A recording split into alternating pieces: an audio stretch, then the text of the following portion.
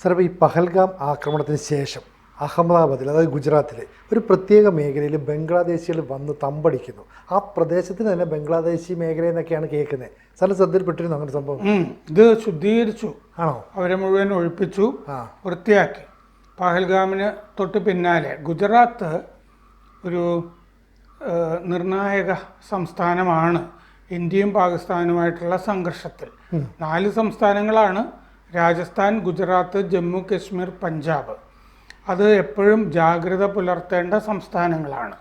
അതുകൊണ്ട് തന്നെ ഈ അനധികൃതമായി പാകിസ്ഥാനികളോ ബംഗ്ലാദേശികളോ അല്ലേ ആയ മുസ്ലിങ്ങളൊക്കെ വന്ന് താമസിക്കുന്നത് ഒട്ടും ഗുണകരമല്ല. അതുകൊണ്ടാണ് അഹമ്മദാബാദിൽ ചന്ദേല തടാകത്തിൻ്റെ ചുറ്റുമുള്ള ചേരി പ്രദേശം അതാണിപ്പോൾ ഒഴിപ്പിച്ചിരിക്കുന്നത്. അവിടെ ഉണ്ടായിരുന്ന 4000 കെട്ടിടങ്ങൾ, അതിൽ വീടുകളും, വീടെന്ന് പറഞ്ഞാൽ ഈ ആസ്ബസ്റ്റോസ് മേഞ്ഞതൊക്കെ, വീടുകൾ, കടകൾ 4000 അത്രയും ഇടിച്ച് നിരത്തി 890 പേരെ അവിടെ നിന്ന് പിടിച്ചുകൊണ്ട് പോവുകയും ചെയ്തു.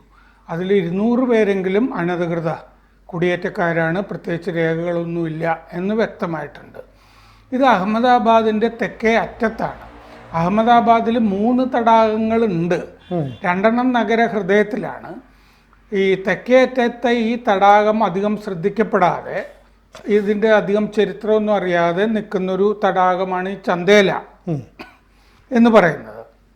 പക്ഷേ 104.6 ഹെക്ടർ സ്ഥലമുണ്ട് ഇതിന് ചുറ്റും ആയിട്ട്.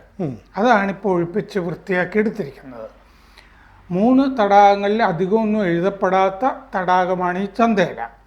ഈ സുൽത്താൻ കാലത്തെ കങ്കാരിയ എന്ന് പറഞ്ഞ തടാകം നഗരത്തിലുണ്ട്. പിന്നെ വസ്ത്രാപൂർ തടാകം, അതൊക്കെ അറിയപ്പെടുന്ന തടാകങ്ങളാണ്, നഗരഹൃദയത്തിലാണ്. ഈ ചന്ദോല ബ്രിട്ടീഷ് കാലത്ത് പണിതാണ്. ചന്ദോല ജലസേചനത്തിന് വേണ്ടി, പാടങ്ങളും ഒക്കെ കൃഷിക്ക് വേണ്ടി ജലസേചനത്തിന് ഉദ്ദേശിച്ചിട്ട് പണിത തടാകമാണ് ചന്ദോല. ചുറ്റും ചേരികളാണ് ഇപ്പോൾ ഈ ചന്ദോല തടാകത്തിൻ്റെ. ആ തടാകത്തിൻ്റെ ഒരു വശത്ത് ദാനി ലിംദ എന്ന് പറഞ്ഞ മേഖല മുസ്ലിം കേന്ദ്രം ആണ്. മറുവശത്ത് ഇസാൻപൂർ എന്ന് പറയുന്നത് ഹിന്ദുക്കളുടെ കേന്ദ്രമാണ്. ഇതിൻ്റെ രണ്ടിൻ്റെയും നടുവിലാണ് ഈ ചന്ദോല തടാകം. അപ്പോൾ പച്ചക്കറി കച്ചവടം, ഈ ദിവസവേതന കൂലിക്കാർ, പിന്നെ ബാർബർമാർ, ഇങ്ങനത്തെ ആളുകളൊക്കെയാണ് അവിടെ വന്ന് പാർക്കുന്നത്. ഈ കടകളും, അവരുടെ കടകളും വീടുകളും ഒക്കെ അവിടെ ഉണ്ട്. അനധികൃത ബംഗ്ലാദേശികളെ നീക്കാൻ ഈ ഇടയ്ക്കിടയ്ക്ക് ഇങ്ങനെ മുമ്പൊക്കെ ഈ ഒഴിപ്പിക്കൽ ഉണ്ടാവുമായിരുന്നു. പക്ഷെ പഹൽഗാമിന് ശേഷം ഇപ്പോൾ ഒരു അവസരം കിട്ടി, മൊത്തം ഈ ചന്ദോല തടാകത്തിൻ്റെ ചുറ്റുമുള്ള ചേരികൾ ഒഴിപ്പിച്ചു. ഏപ്രിൽ 26 പുലർച്ചെ 3 മണിക്കാണ് ഇത് തുടങ്ങിയത്. 890 പേരെ അവിടെ നിന്ന് പിടിച്ചുകൊണ്ടുപോയി. 219 പേര് സ്ത്രീകൾ, 214 കുട്ടികൾ. ഈ ദാനി ലിംദ എന്ന് പറഞ്ഞ മുസ്ലിം കേന്ദ്രത്തിൽ നിന്നാണ് ഇവരെയൊക്കെ പിടിച്ചുകൊണ്ടുപോയത്. ഇവരെ അനധികൃത വിദേശികൾ എന്ന് പറഞ്ഞിട്ടാണ് പിടിച്ചുകൊണ്ട് പോയിരിക്കുന്നത് ആ ആക്ടിൻ്റെ കീഴിൽ. കങ്കാരിയ ഫുട്ബോൾ മൈതാനത്തേക്ക് ഇവിടെ കൊണ്ടുപോയി 4 കിലോമീറ്റർ പുരുഷന്മാരെയൊക്കെ നടത്തിച്ചാണ് മൈതാനത്തേക്ക് കൊണ്ടുപോയത്. എന്നിട്ട് അവിടുന്ന് ഗേക്വാദ് ഹവേലിയിലേക്ക് കൊണ്ടുപോയി. ഗേക്വാദ് ഹവേലി എന്ന് പറയുന്നത് ജമാൽപൂരിലെ ക്രൈം ബ്രാഞ്ചിൻ്റെ ആസ്ഥാനമാണ് അത്. ഏപ്രിൽ 28 രാത്രി ബുൾഡോസർ എത്തി. അത് കഴിഞ്ഞ് ഏപ്രിൽ 29 പണി തുടങ്ങി.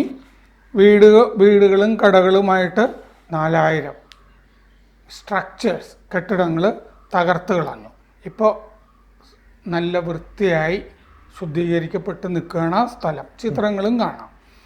ഘാരി നദിയിൽ നിന്നുള്ള വെള്ളം റായ്പൂരിൽ നിന്ന് ഈ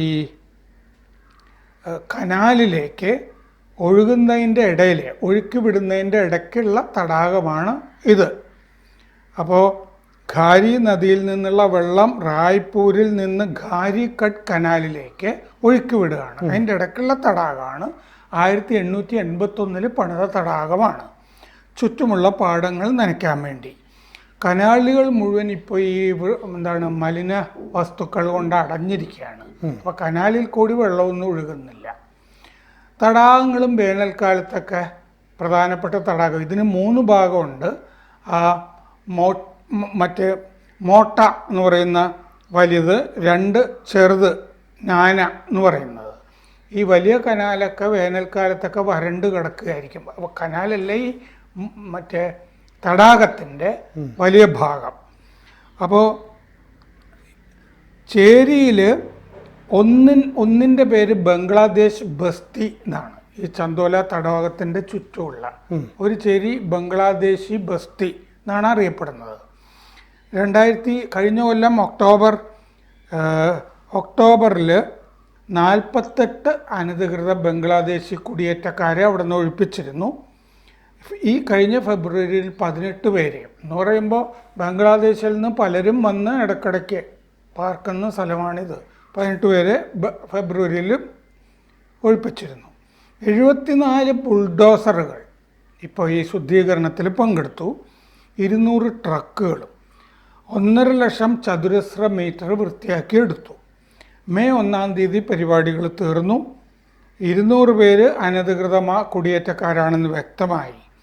ജോയിൻ്റ് ഇൻ്ററഗേഷൻ സെൻറ്ററിലേക്ക്, ഡിറ്റൻഷൻ സെൻ്ററാണ്, അങ്ങോട്ട് മാറ്റിയിട്ടുണ്ട് അവരെ.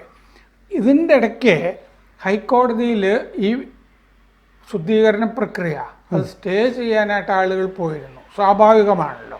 ഹൈക്കോടതി സ്റ്റേ കൊടുത്തില്ല. എന്നിട്ട് മെയ് 2-ന് ചുറ്റുമതിൽ ഇങ്ങനെ പണിതു. അപ്പോൾ ഇതിൽ ഈ ചേരിക്ക് ചേരിയുടെ ഒരു ലോഡ് എന്ന് പറയുന്ന സ്ലം ലോഡ് എന്ന് പറയുന്ന ഒരാളുണ്ട്. പ്രഭു, ചേരിയുടെ പ്രഭു. ആളുകളൊക്കെ കാശ് മേടിച്ച് ചേരിയുടെ മുതലാളി കൊണ്ടുവന്ന് പാർപ്പിക്കുന്ന ഒരാൾ. അയാളുടെ പേര് ലാലു പത്താൻ എന്നാണ്. അയാളെ അറസ്റ്റ് ചെയ്തു. ലാലു ബിഹാറി എന്നും അയാളെ പറയും. രാജസ്ഥാനിൽ നിന്നാണ് അറസ്റ്റ് ചെയ്തത്.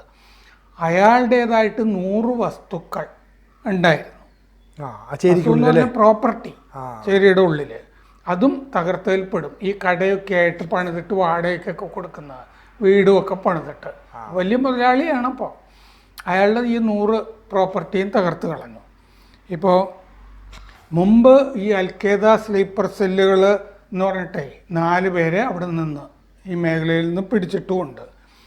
അപ്പോൾ ഇനി കുറേ വെള്ളം, ഒരു 5000-6000 മില്യൺ ലിറ്റർ കൊണ്ടുവന്ന് ഈ തടാകം ശരിയാക്കി വൃത്തിയാക്കി എടുക്കും എന്ന് മുനിസിപ്പൽ കോർപ്പറേഷൻ അധികൃതർ പറയുന്നുണ്ട്. അപ്പോൾ ഈ ഒരു അവസരം കിട്ടിയപ്പോൾ അഹമ്മദാബാദിലെ ഒരു ചേരി പ്രദേശം മോദി വൃത്തിയാക്കി എടുത്തിട്ടുണ്ട്.